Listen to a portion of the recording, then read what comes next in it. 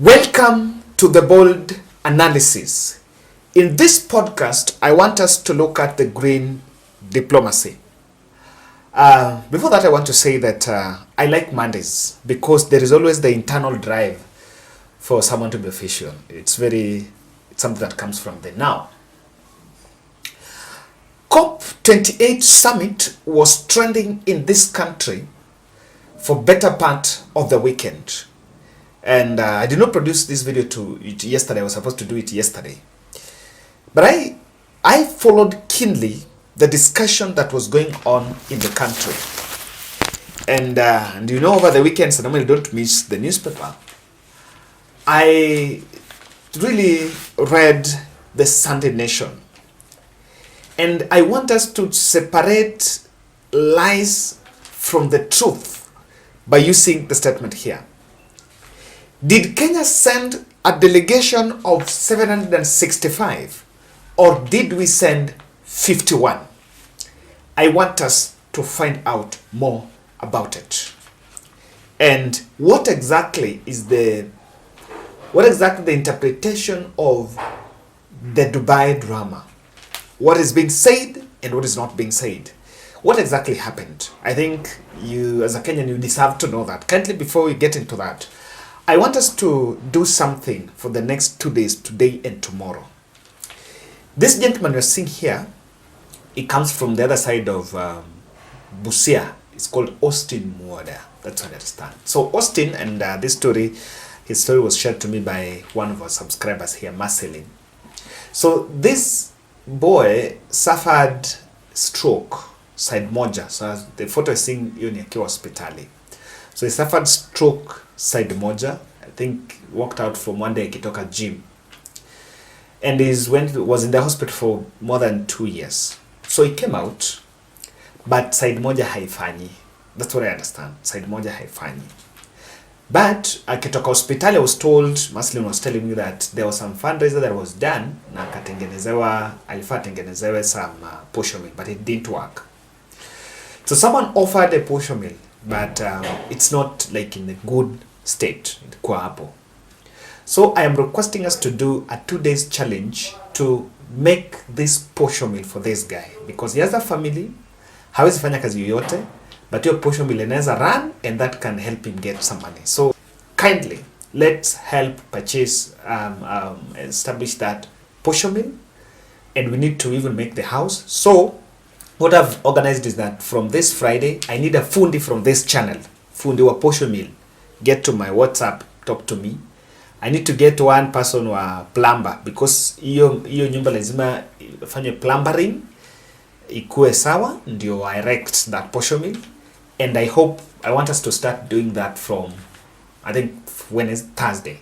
So I'm doing a 2 days fundraiser, today and tomorrow, 100 shillings challenge. Send me what you can have kindly, so that huyu kijana apata vile ambavyo he can also get income. I have a soft spot for that, because that is something that is going to be sustainable. Akipata, and we'll be collecting some 500 per day, we'll feed his family and life can move on. So let's help Austin on this. Now, back to this. I'm holding Sunday Nation, and the Nation is saying that the list of participants has been published by United Nations Framework Convention on Climate Change in a spreadsheet format. You can Google and find out that website. According to that website, a total of 97,372 participants were issued with badges. And I want to get that part. Issued with badges to attend the conference in person. Now, there is no badge that was sent in this country. And I want us to get that part, because that is what will help us separate truth from the lie. Did Kenya send 765? What this website is saying, 97,372 were issued with badges to attend in person. So, the number is almost double the delegates who participated in COP27. Remember, COP28 was coming after COP27 and Climate Summit in Nairobi. So Climate Summit was in Nairobi in September. And then I think that was last year, November, there was a summit, there was COP27 in Egypt. So I want us to get it.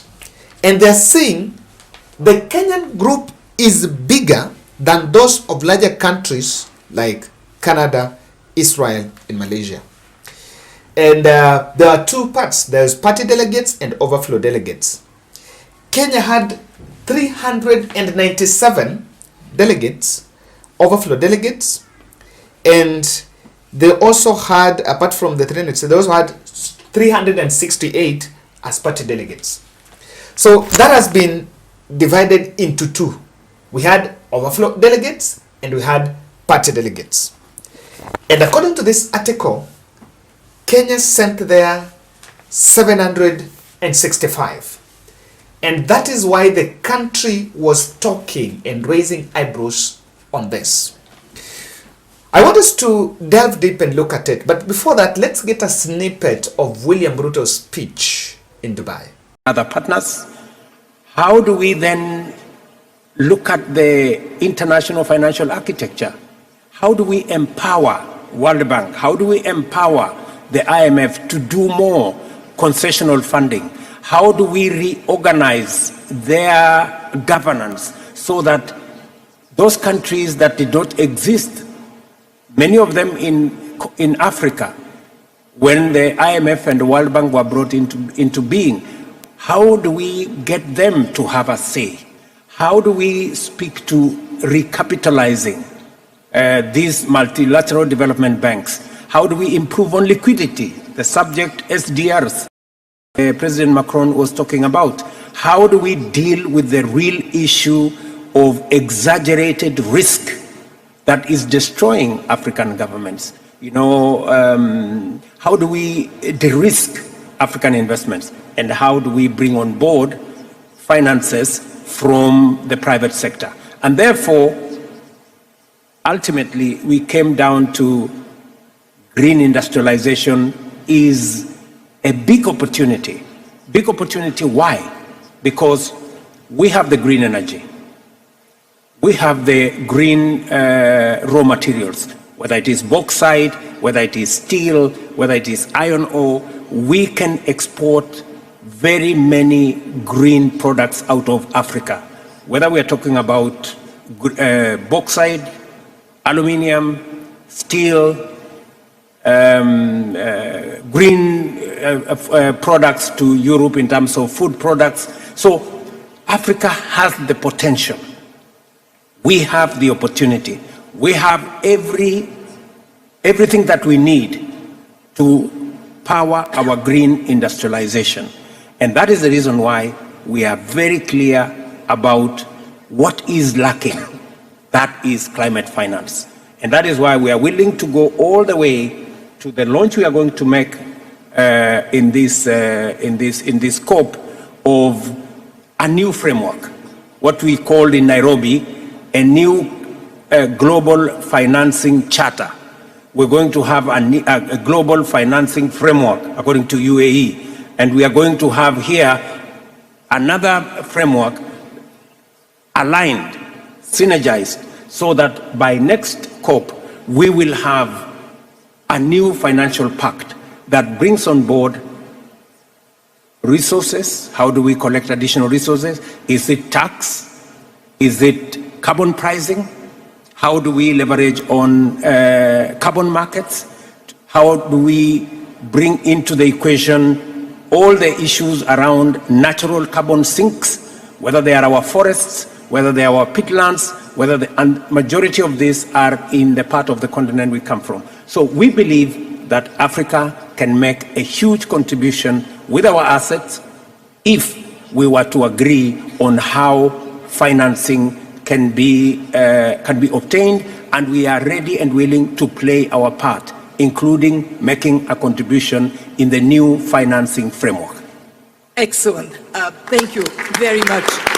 Look, you listed all the assets of Africa. It is very clear there cannot be a prosperous world without a prosperous Africa. One asset I would add is leadership. It is fantastic to have leaders on the continent that have that vision that you just presented to us. We made a small correction at the IMF by adding a third chair to represent Sub-Saharan Africa. Problems are not solved, but we made a small installment. For which we are grateful. I want to turn to Rishi Sunak. The UK took the lead on placing climate finance at the center of discussions in COP in Glasgow. And the UK has been fantastic in promoting innovations to make the financial capacity of multilateral development banks, of the IMF, go further than otherwise through guarantees and other forms of innovation. So what next? Where do you see the UK making further contributions in the financial arena? Prime Minister Sunak. Thanks, Kristalina, and it's been good to work with you on this topic for some years now. I guess let me start by saying that I recognise the frustrations about the limits of development and climate finance, right? If you look at it, developing countries pay 5 times more to borrow on private capital markets. So, there's that which is called faith diplomacy. To the surprise of many, there is this office of the First Lady, and that office of the First Lady has some faith diplomacy.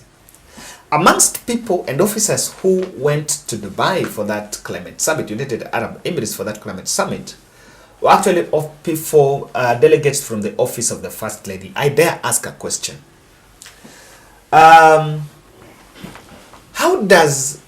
What are these projects in climate that that office is doing that will actually send a delegation, apart from maybe even the First Lady? There is no problem. In her caliber, she can accompany the president to Dubai.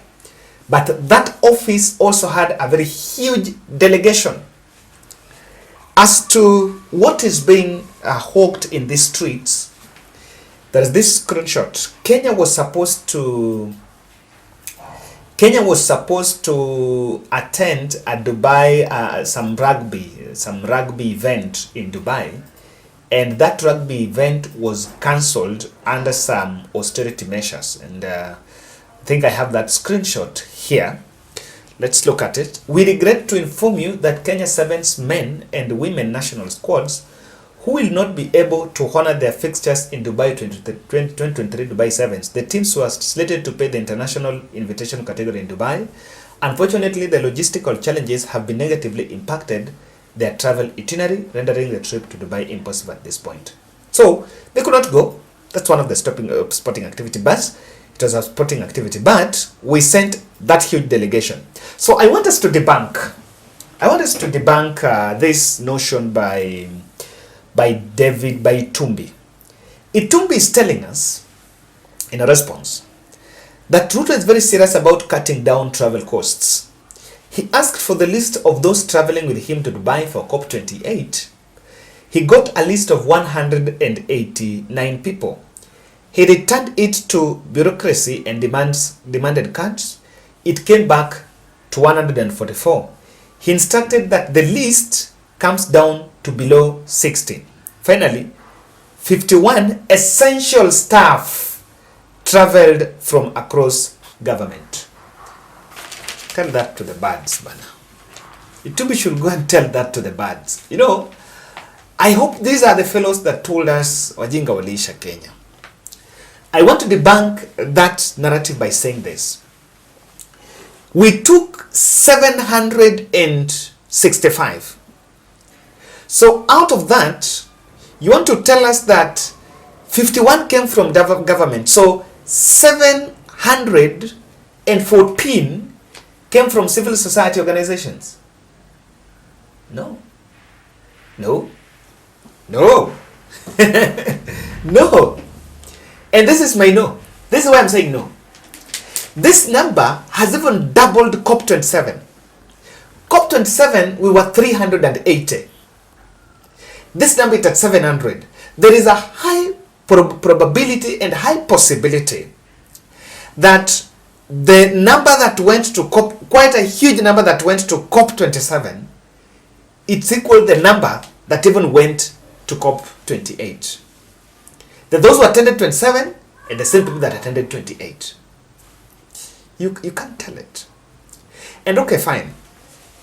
Do you know that maybe Otumbi just forgetting that at one point, look at this screenshot. Head of Public Service Felix Kosgei instructed Foreign Affairs CS Musalia Mudavadi and Environment CS Tuya to vet COP28 attendees, so that any other person who was leaving the country with a president, be it national government and those from the counties, they had to be vetted.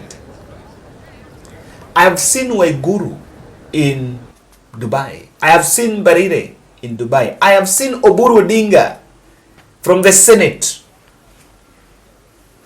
in Dubai. What is the parliamentary delegation in Dubai? The MPs, the parliamentary, from the parliament, there are quite a huge number that went there. Parliament alone has 348. So how many parliamentarians went to Dubai? Now, in that statement by Dennis Itumbi, I have not seen him saying that the number was sent to him. I've not seen him mentioning Davadi and Tuya at any point. So was the number just, was Ruto hands on this, while Kosgei is the person that had instructed her? And when that instruction was given, see, Ruto would have just said, I need 51. Will it be bring 44 or return it? So it's very true. This is it. We had a number of joyriders to Dubai.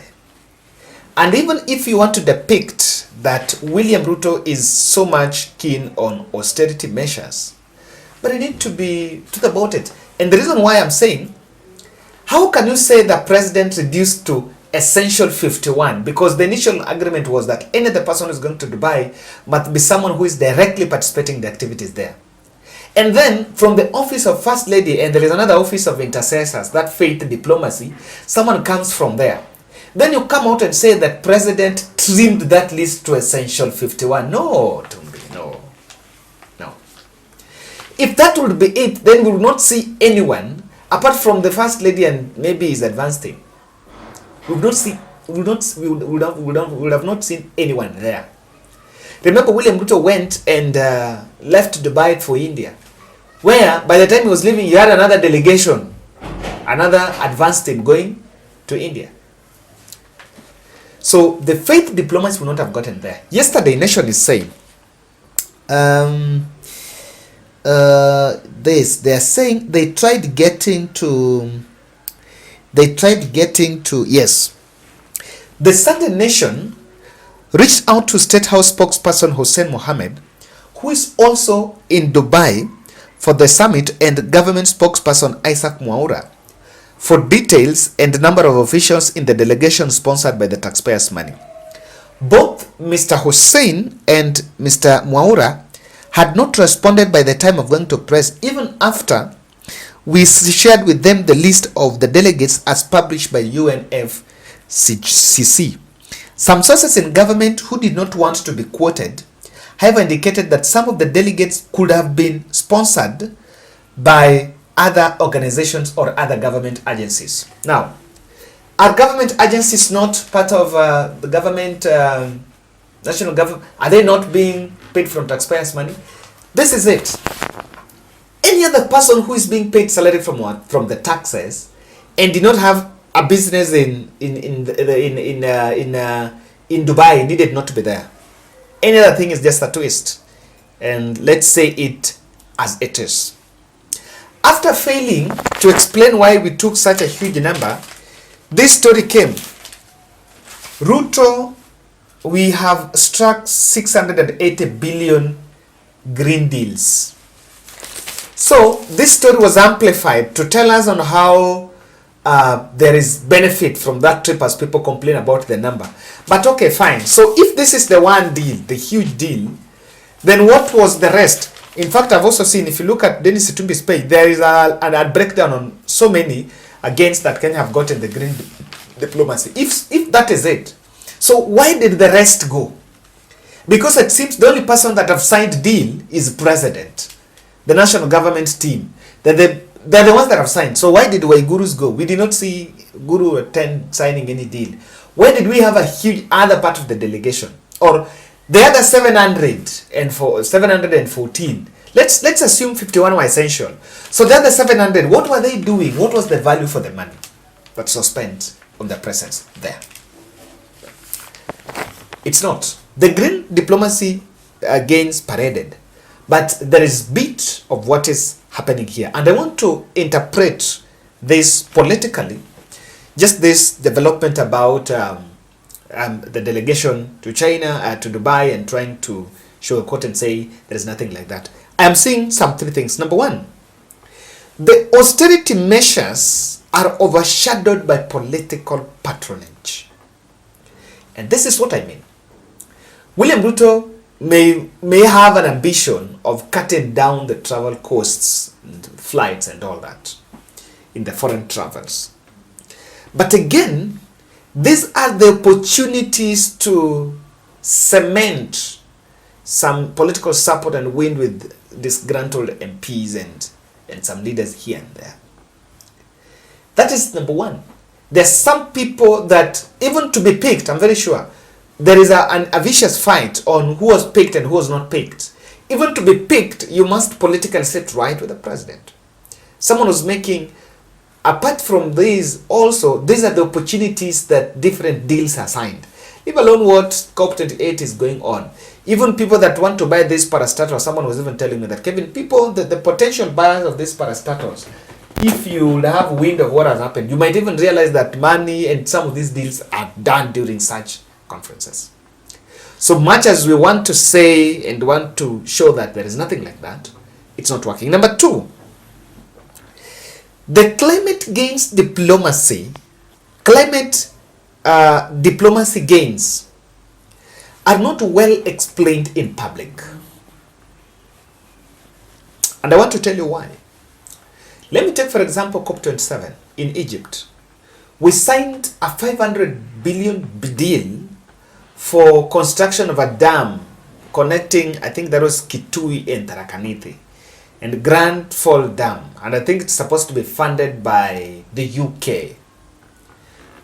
A year later, it has not started, and there are very elephant projects that are actually in the pipeline, but have not been activated. Now, I want to tell you that when William Ruto comes here and Kenyans ask him, what have you brought home? He tells the country about some foreign jobs, some digital jobs here and there. And so, and this is what I see. I want to tie this with a bit of my last point. While we will see, I've always said these figures being splashed here about 600 billion. These figures don't quite, it's only some middle class that understand even with us. And I'm not saying it in another word, but this is it. If you go to my Ushago and tell even my area chief that Kenya has got 680 billion deal from Dubai, doesn't even understand what that is. He understands that have you ever seen a billion? It should be explained in a manner that, okay, fine, nimetoka Dubai, but I've come up with, we are going to establish place this XX, what this project were here, this is it. Just like we said, we are going to build a dam, something people will see. But there is a bit of flashing of huge, flowery figures to show Kenyans things are going, but indeed there is nothing. Climate funding could be getting rerouted from the exchequer, because there seems to be, and this one I stand to be corrected, out of the 765 that went to Dubai, I tend to see 500 could be from government. Yes, 500 could be from government. If there is some from civil society organizations, that could be some 200 or so. And For us to have, even to manage such huge delegation, it shows you the potential, the kind of funding the climate is getting. But that funding is not really showing in our exchequer. And so it shows that some of these organizations that are being formed, these foundations left, right, and center here, that are being formed are just conduit. And in fact, it will be nice for the country to audit. How much money have we, what is the level of funding have we got from this issue about climate mitigation? Because that is the big question. If we can send such a huge delegation, that means we have a lot of money. If indeed we are not paying from the exchequer, even this, if NGOs can send 700, let's assume NGOs sent then the 714, then that means NGOs are getting a lot of funding in climate. And Ruto is the crusader number one for climate. So how much money are we receiving for it? I just want us to think outside the box. Ladies and gentlemen, that's my take. Kindly, I'm running this 2 days fundraiser short. I want us to finish up, help this boy, apate that posho mill, to tengeneza hiyo nyumba, then tuweke hiyo posho mill so that he can find an income. The big thing is about getting income. Thank you. And let's support 100 bob challenge, 50 and everything you can get in the next 2 days. I believe as I close it on Wednesday, we shall have achieved the target. Certainly. The target is around 80,000. That will be help us do all that. If you are when fundi, you are coming from that side of Busia, get to me. I wish I want to take even someone kutoka huko, not want to pick someone from Nairobi. Aende atengeneze hiyo kazi so that you also get some income. Thank you.